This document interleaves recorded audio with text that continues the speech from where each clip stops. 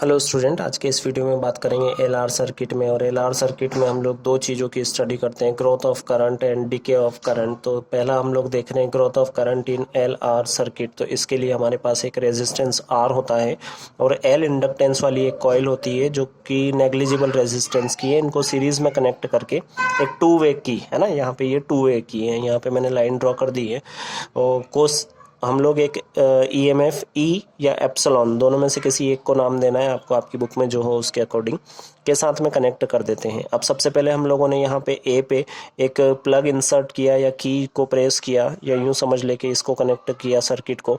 तो इस बैटरी के थ्रू यहाँ पे एक करंट आई जो है वो फ्लो होना स्टार्ट हो जाता है। तो let any instant T current in the circuit कितना हो गया, आई हो गया।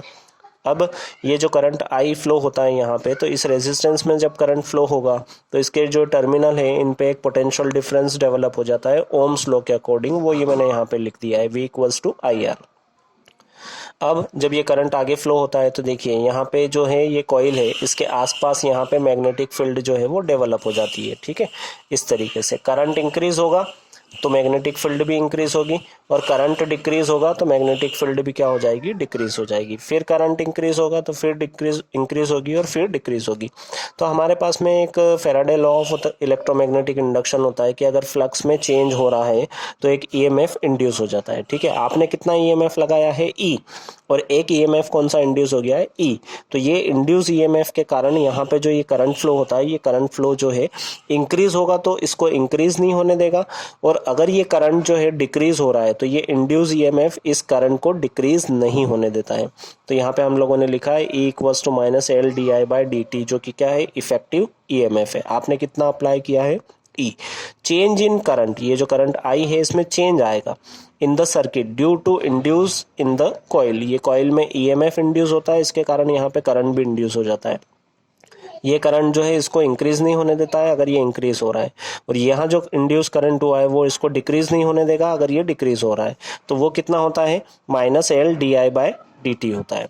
तो चलिए, अब ये जो दो हमारे पास में टर्म आए हैं, तो ये जितना इफेक्टिव ईएमएफ होता है वो इक्वल होता है potential difference across the resistance. मतलब कि आप लोग लिख सकते हैं I R equals to E minus L D I by D T. अब इस टर्म को अगर हम लोग इधर लेके आ जाएं तो हो जाएगा आई आर, नेगेटिव टर्म में इधर आके हो जाएगा plus L D I by D T, equal में रह जाएगा ई। तो यहाँ से हम लोग अगर L से इस पूरे इक्वेशन को डिवाइड करें तो यहाँ पे आ जाएगा L, यहाँ पे भी आ जाएगा L, यहाँ पे भी आ जाएगा L।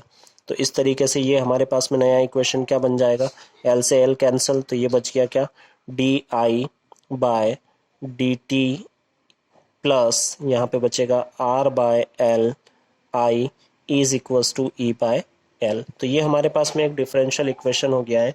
अब इस डिफरेंशियल इक्वेशन को हम लोग मल्टीप्लाई कर रहे हैं ई टू द पावर, यहाँ पे जो भी रहेगा ना आप लोग, क्योंकि आरसी सर्किट भी देखोगे एलसीआर भी देखोगे, तो यहाँ पे जो भी रहे उससे हमको इसको यहाँ पे क्या करना है, एक्सपोनेंशियली लेके और उससे मल्टीप्लाई करना है। तो ये करा हमने E to the power R by L T D I by D T plus R by L E to the power R by L T, साथ में आ जाएगा आई, यहाँ पे आ जाएगा E by L E to the power R by L और T.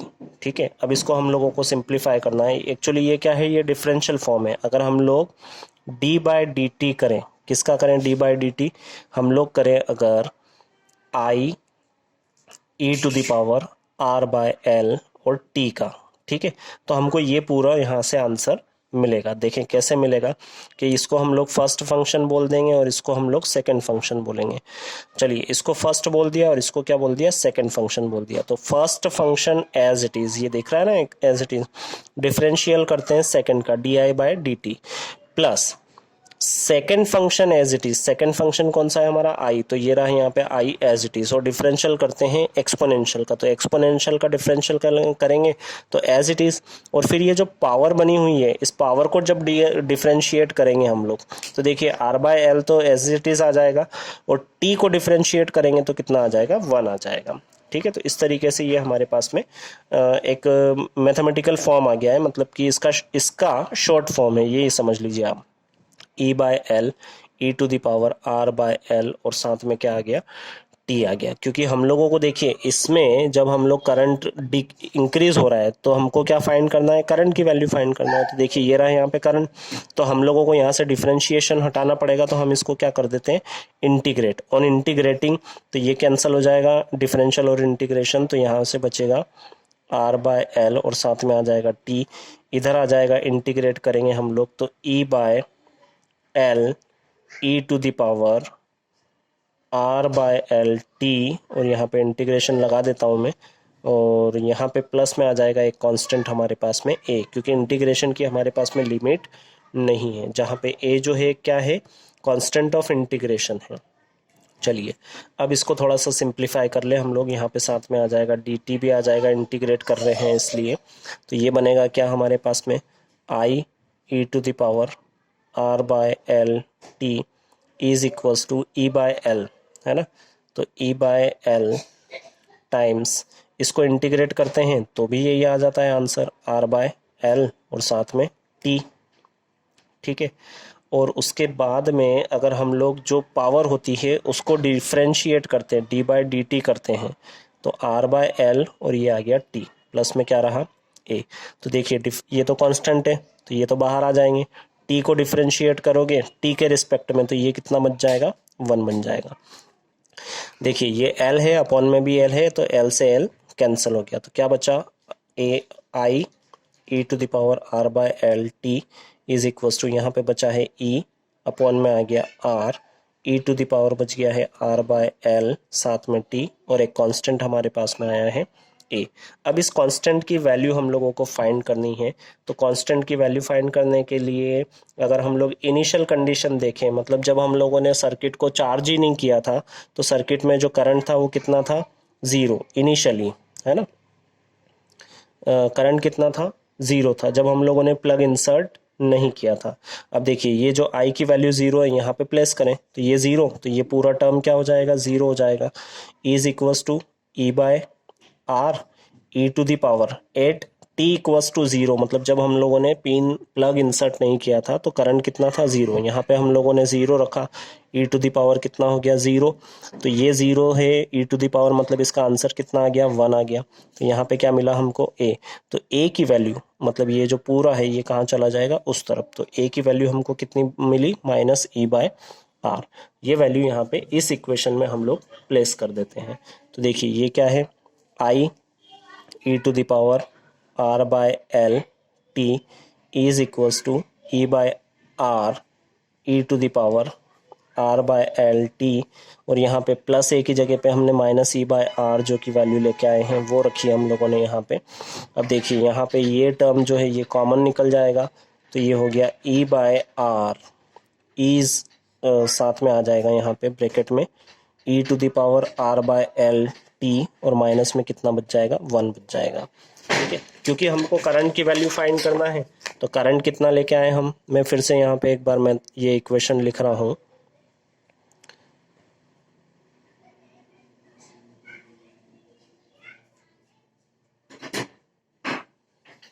चलिए देखें, सबसे पहले तो ये जो ई मतलब हमने अप्लाइड ईएमएफ था, और आर मतलब रेजिस्टेंस था सर्किट का, तो ये एक तरीके से ओम्स लॉ जो होता है ना, वी बाय आर, तो ये क्या हो जाता है, आई हो जाता है। उसी तरीके से ये क्या हो जाएगा, आई, और इसको बोल रहे हैं नॉट, मतलब क्या, मैक्सिमम करंट जो सर्किट में होगा, ठीक है।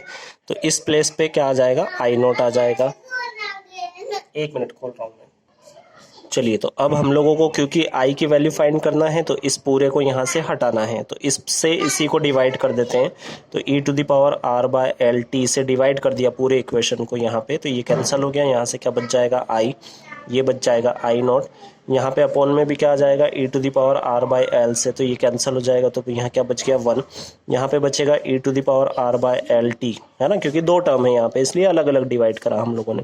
तो इसको अगर हम लोग न्यूमरेटर में ले जाएंगे तो क्या हो जाएगा, E to the power minus R by L, और साथ में क्या आ जाएगा, टी आ जाएगा। तो ये हमारे पास में आ गया है current at any instant T, current at any instant T, है ना। और यहाँ पे देखिए ये ई जो लिखा है ना, इसका मीनिंग है कि एक्सपोनेंशियल। चलिए, तो सबसे पहले कंक्लूजन देखें कि इस इक्वेशन से हमको क्या समझ में आता है। तो सबसे पहले ये समझ में आता है कि करंट इन एलआर सर्किट, क्योंकि जिसकी हम लोग बात कर रहे हैं, इज इंक्रीज एक्सपोनेंशियली। एक्सपोनेंशियली का मीनिंग क्या होता है कि अगर हम लोग ग्राफ प्लॉट करें करंट और टाइम के बीच में, देखिए टाइम का वेरिएबल है क्योंकि ये दोनों तो कांस्टेंट है, तो टाइम इंक्रीज होगा। करंट तो पहले रैपिडली इंक्रीज होता है और फिर स्लोली इंक्रीज होता है ये, ठीक है। तो इसका ग्राफ जो है ये इस तरीके से बनता है, इस तरीके से, ये रैपिड इंक्रीज है और फिर ये स्लो इंक्रीज है, ठीक है।